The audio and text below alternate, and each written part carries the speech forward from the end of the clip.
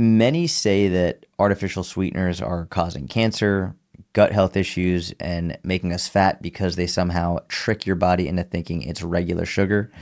But you said controlled studies consistently show artificial sweeteners are beneficial for losing fat, improving blood sugar regulation, and improving overall health. Can you explain this in more detail? Yeah. Okay. So on paper, it sounds logical that if you give somebody an artificially sweetened product or diet sodas and stuff, and it's going to stimulate all of the physiological things that are not good with sweet cravings and things like that, and it's going to sort of keep their neurobiology wired to want to have sweet things and things like that. Okay. So that's fine as a hypothesis and a speculation, and it's reasonable, right? But as with every hypothesis, we got to put it to the test. And this hypothesis has been put to the test many, many, many, many, many, many times. And the bottom line is the weight of the evidence shows that it doesn't make people crave sweet things more. It just defaults them to consuming fewer calories by the end of the day and by the end of the week. And it ends up being a very positive thing for people trying to lose weight and keep it off. And artificial sweeteners, some people sort of draw these two categories. Okay, so there's artificial sweeteners, and then there's low calorie sweeteners, because some people don't like to call, I call it stevia. In my mind, I see it as stevia, but I hear people saying stevia. I always thought it was stevia, and when people say stevia, I'm like, I get confused, but I don't know what the correct pronunciation is, but I say stevia as well. Okay, cool. Because when I say stevia, I just think of Stevie Nicks, and that's stevia.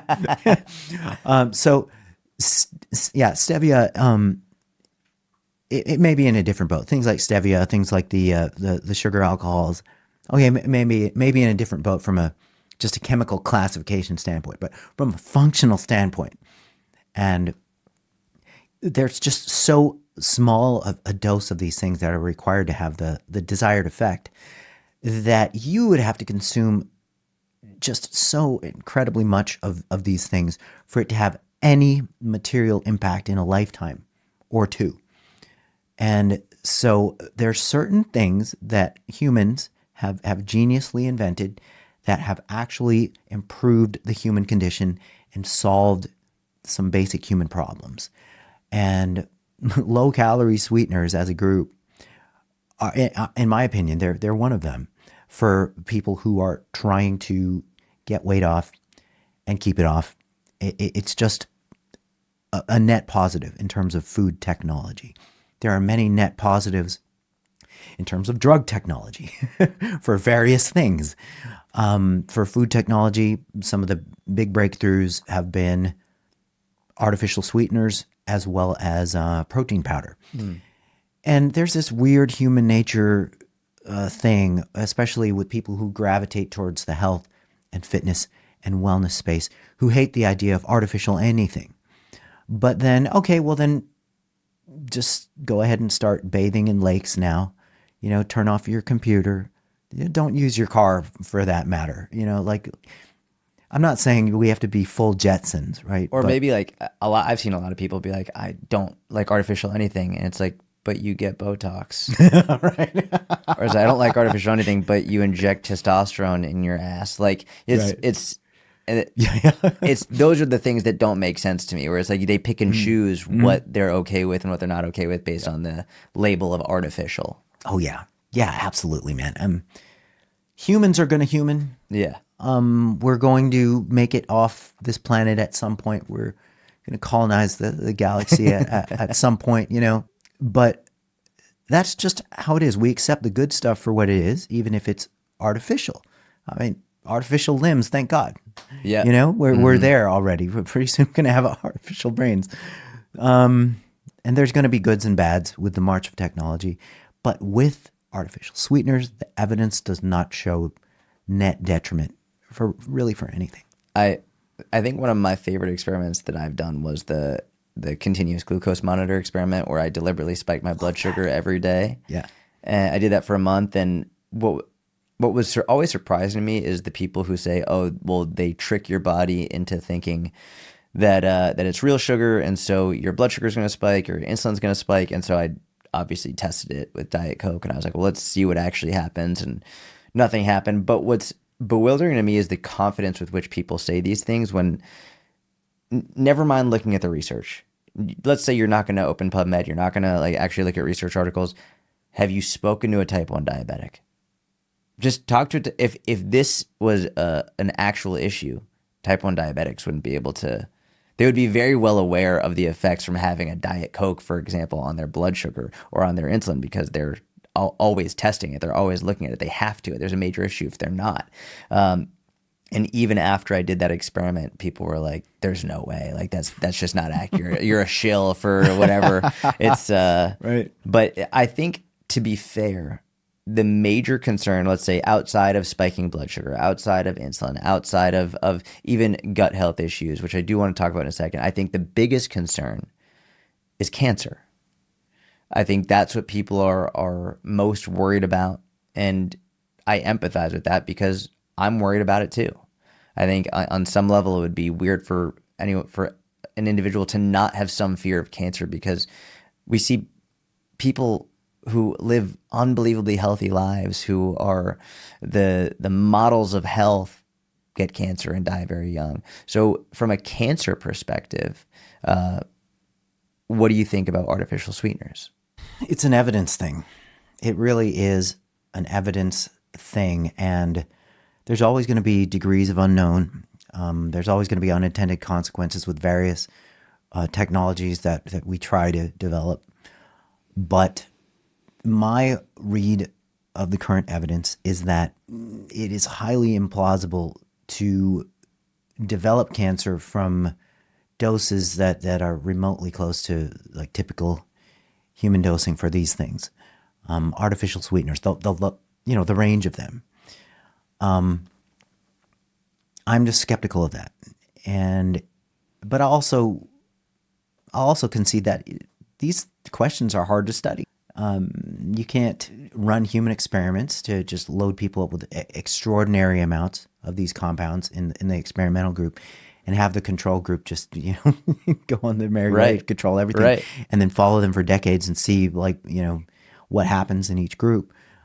But there are just such a broad array of compounds and foods in the diet that have greater cancer potential than artificial sweeteners, as far as just the toxicology data goes.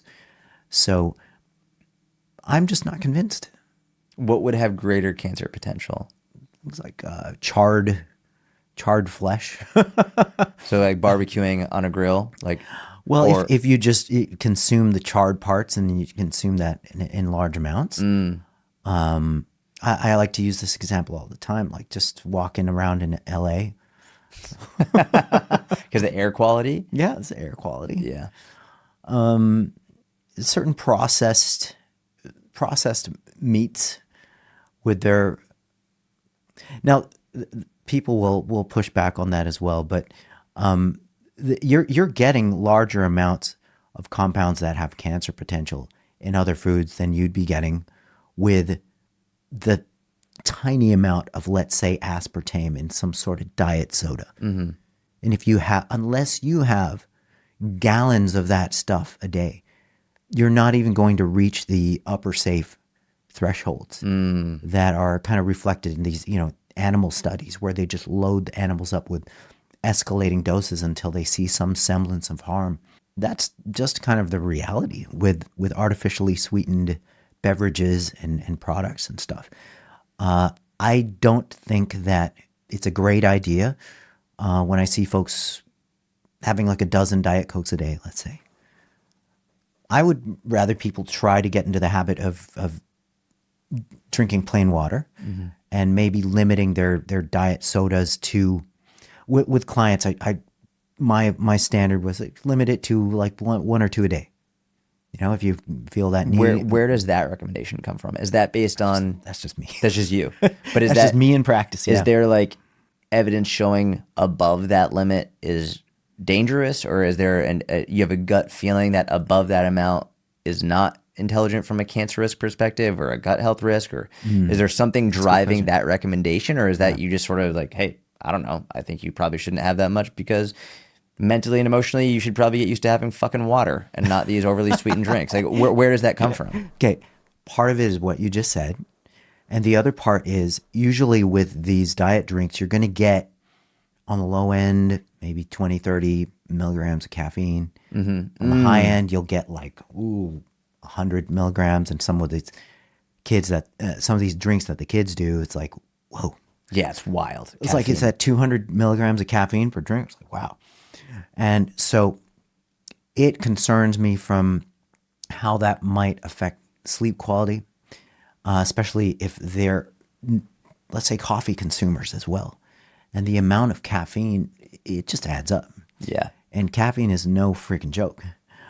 And, you know, if you look at the literature, like at the population level, the upper safe threshold for adults, on average, caffeine intake is 400 milligrams a day. So statistically, like on average, beyond 400 milligrams doesn't have good things happen to like the general population. Now, of course, there's going to be 200, 250 pound jack dudes who are well habituated to like 600, 800 freaking gram of caffeine. And blood pressure is sky high. I'm super healthy with my blood pressure at 180 over 100. They're maroon in the face. They're like, I'm good. Like the veins right through the forehead down to the biceps. I love it. And so there is some concern there. Like if people go much more than a couple of diet drinks a day, then they could potentially be running this suboptimally high amount of caffeine intake. So your concern is more about caffeine than it is about the artificial sweetener. Then it is about that. That's right. Okay. Yeah. That's a super helpful answer, because it's like let's say there was zero caffeine, hypothetical, no caffeine in these diet drinks, and someone was having 6, 8, 10 a day, zero caffeine though. Would you be worried about the risk of the artificial sweetener or no?